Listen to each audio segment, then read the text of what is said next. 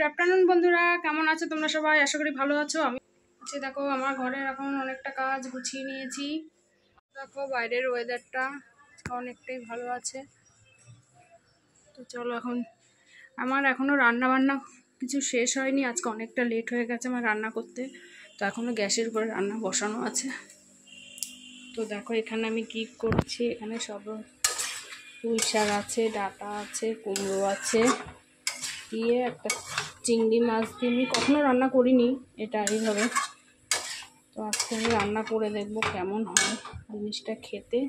তো এই গ্যাসের উপরে এখনো রান্না চাপানো আছে, দেখতেই পাচ্ছ। আর এদিকে কি রান্না করেছি দেখো, আজকে দুপুরে ডিমের ঝোল হয়েছে, লাল লাল ডিমের ঝোল। আর করেছি গিয়ে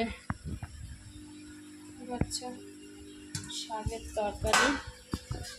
আর এখানে আছে টক ডাল। তো আজকে আমার এইগুলোই মেনু হয়েছে। তোমাদের কার কার কী মেনু হয়েছে একটু কমেন্টে জানিও।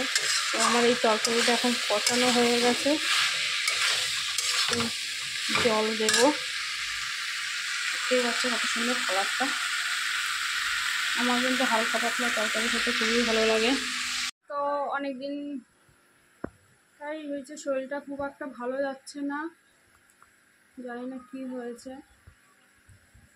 মনটাও ভালো না, শরীরটাও ভালো না। মন আর শরীর কিছু ভালো না লাগলে কিছুই ভালো লাগে না।